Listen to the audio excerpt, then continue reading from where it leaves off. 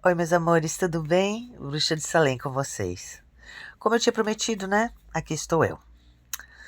Vim contar pra vocês o relato que me foi contado hoje. Esse relato eu li hoje, achei ele muito interessante, por isso que eu tô trazendo ele pra vocês. É um relato bem interessante mesmo. Relato assim que me fez perceber, né? Que às vezes um lugar, uma cidade, um estado, ele tem muitas coisas que acontecem e as pessoas nem sabem o que está acontecendo. Porque eu acredito que muita gente não sabe que está acontecendo isso aqui. Esse relato que me contou foi um jovem, ele não quer se pronunciar, mas aconteceu. Ele estava indo para visitar a família dele no Paraná também, saindo de Santa Catarina. Ali entre Santa Catarina e Paraná, nas divisas ali. Ele estava indo para aquela região. Mais um que viu um lobisomem em Santa Catarina. Uau! Que loucura, né? Então vamos à história dele. Ele disse que estava viajando normal e foi para casa de um tio curtir. Ele disse que teve uma briga com a namorada, os dois se desentenderam. Ele era de São Paulo. Ele disse que, depois desse desentendimento que ele teve com a namorada e tudo, ele resolveu pegar as coisas dele, meter no carro e dar uma volta nos parentes dele aqui em Santa Catarina. Porque ele é daqui, né? Mas ele mora lá com os pais hoje. Então ele pegou e disse: vou dar uma volta. Tô cansado de ficar aqui, essa guria me estressou demais. Tive muito estresse com ela, eu quero dar um tempo pra minha cabeça. E assim ele fez. Pegou as coisas, botou no carro e ele foi. Foi de boa. Foi viajar. Fazer uma visita para os parentes. Então ele chegou até uma cidadezinha. Na divisa de Santa Catarina com o Paraná. Bem na divisinha ali. Ele disse que chegou lá. Ele ficou na casa do tio. E lá os dois conversavam, os dois curtiram, e a tia também muito feliz de ter recebido ele, que fazia muitos anos que não via. E ele disse: vou ficar aqui um tempo, posso. Os tios ficaram felizes da vida porque ele tinha vindo e disseram que ele podia ficar o tempo que ele quisesse. Mas nesse meio tempo, ele que também queria visitar os amigos dele, né? Porque ele tinha muitos amigos que tinham ficado aqui da época da infância, pessoas que ele gostava demais, né? Então ele começou a querer visitar um por um dos amigos. Hoje ele é num, amanhã ele é no outro, depois ele é no outro, né? E assim ele ia fazendo as visitas. E chegou um belo dia, ele foi visitar um amigo dele que era um pouquinho mais longe. Esse ele tinha deixado de, assim, mas por último, né? Até porque a caminhada para chegar até no amigo dava 1h30. Tipo assim, como daqui a Tubarão, vamos dizer. Ou melhor, daqui a Floripa, eu acho. Então, o que que aconteceu? Ele pegou e foi visitar esse amigo. Chegou lá, os dois conversaram bastante, trocaram bastante ideia. Foi muito legal, sabe assim? Foi uma coisa bem gostosa. Os dois mataram a saudade, jantaram junto, beberam junto. Foi uma coisa maravilhosa. Porque ele tava com saudade de toda essa turma, né? Esse amigo eles tinham se criado desde garotinho. Então, para ele, assim, foi muito maravilhoso ficar junto do amigo. O amigo não queria que ele voltasse embora.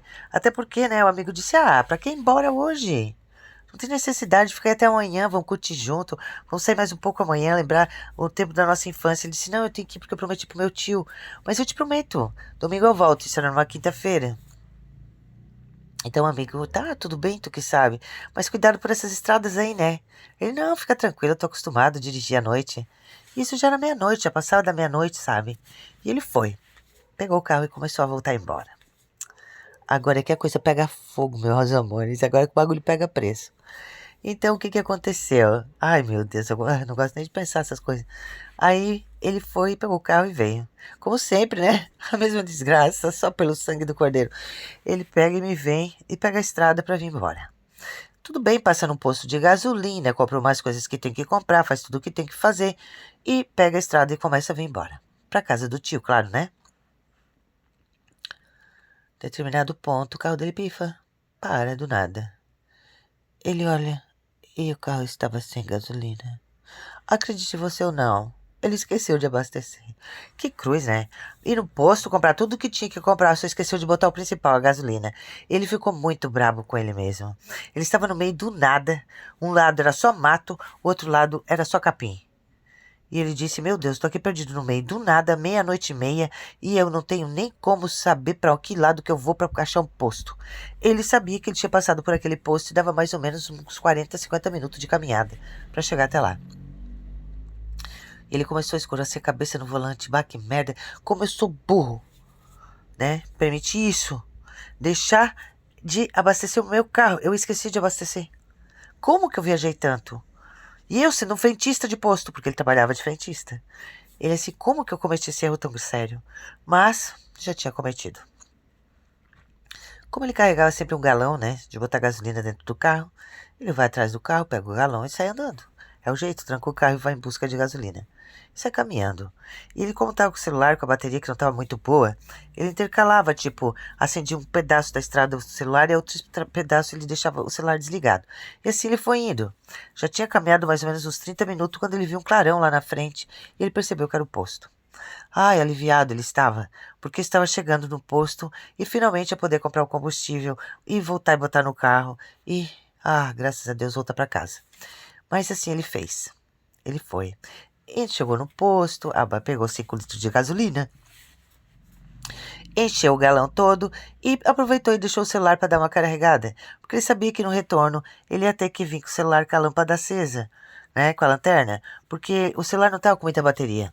Então ele teve que dar uma carga boa, porque ele estava carregando agora um galão de 5 litros de gasolina. E por sinal a caminhada ia ser mais chata, né? Aí ele pegou, esperou um tempo, carregou, beleza, tudo carregado, tudo certinho.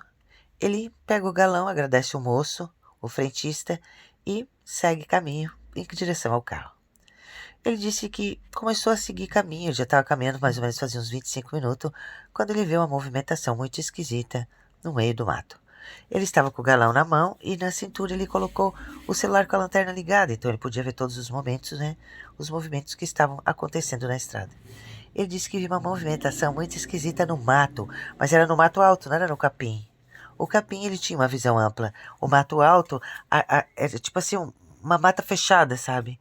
Ele não conseguia ver o que tinha lá.